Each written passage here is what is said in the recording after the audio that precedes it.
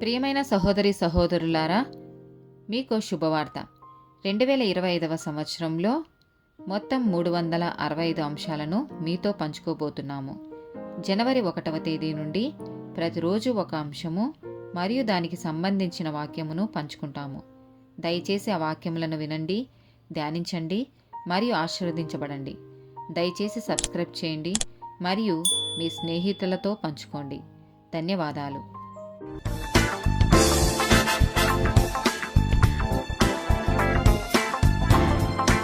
42nd day topic ధైర్యము.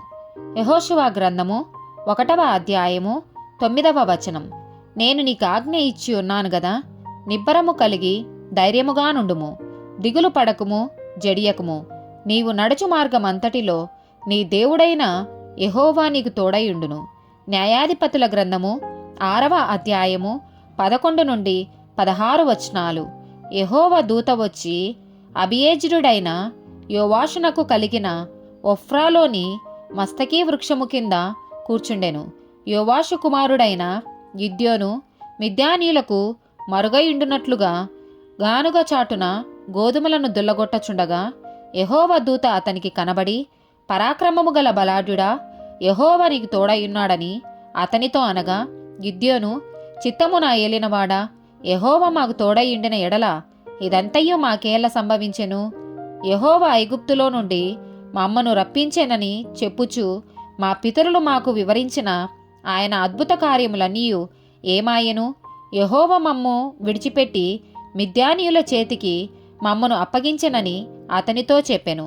అంతటా యెహోవా అతని తట్టు తిరిగి బలము తెచ్చుకొని వెళ్ళి, మిద్యానీయుల చేతిలో నుండి ఇశ్రాయేలీయులను రక్షింపుము, నిన్ను పంపినవాడను నేనే అని చెప్పగా, అతడు, చిత్తము నా ఏలినవాడా, దేని సహాయము చేత నేను ఇశ్రాయేలులను రక్షింపగలను?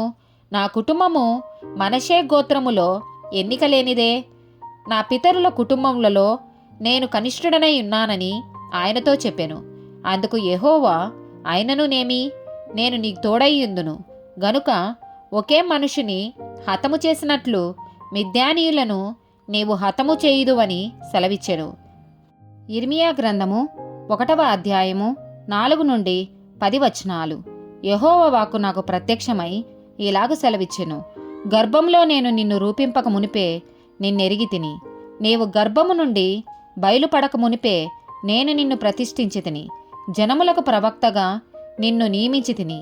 అందుకు అయ్యో ప్రభువగు యెహోవా, చిత్తగించుము, నేను బాలుడనే మాట్లాడుటకు నాకు శక్తి చాలదని నేననగా, యెహోవా నాకిలాగు సెలవిచ్చెను, నేను బాలుడననవద్దు, నేను నిన్ను పంపువారందరి యొద్దకు నీవు పోవలెను, నీకాజ్ఞాపించిన సంగతులన్నీయు చెప్పవలెను.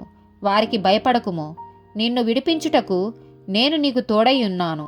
ఇదే యెహోవా వాక్కు. అప్పుడు యెహోవా చేయి చాపి నా నోరు ముట్టి ఇలాగు సెలవిచ్చెను, ఇదిగో నేను నీ నోట నా మాటలు ఉంచి ఉన్నాను. పెళ్లగించుటకును, విరగగొట్టుటకును, నశింపచేయుటకును, పడద్రోయుటకును, కట్టుటకును, నాటుటకును నేను ఈ దినమున జనముల మీదను రాజ్యముల మీదను నిన్ను నియమించి ఉన్నాను. కీర్తనల గ్రంథము 138వ అధ్యాయము 3వ వచనం. నేను మొరపెట్టిన దినమున నీవు నాకు ఉత్తరమిచ్చితివి, నా ప్రాణములో త్రాణ పుట్టించి నన్ను ధైర్యపరచితివి. రోమీలకు రాసిన పత్రిక 1వ అధ్యాయము 16, 17 వచనాలు. సువార్తను గూర్చి నేను సిగ్గుపడువాడను కాను. ఏలయనగా నమ్ము ప్రతివానికి, మొదట యూదునికి గ్రీసు దేశస్థునికి కూడా రక్షణ కలగజేయుటకు అది దేవుని శక్తి అయి ఉన్నది. ఎందుకనినా నీతిమంతుడు విశ్వాసము మూలముగా జీవించునని వ్రాయబడిన ప్రకారము విశ్వాసం మూలముగా అంతకంతకు విశ్వాసము కలుగునట్లు దేవుని నీతి దాని యందు బయలుపరచబడుచున్నది. లూకాసు వార్త 9వ అధ్యాయము 26వ వచనం.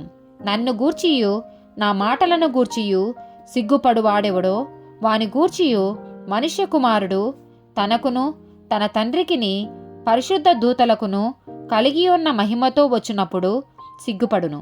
ఆమేన్.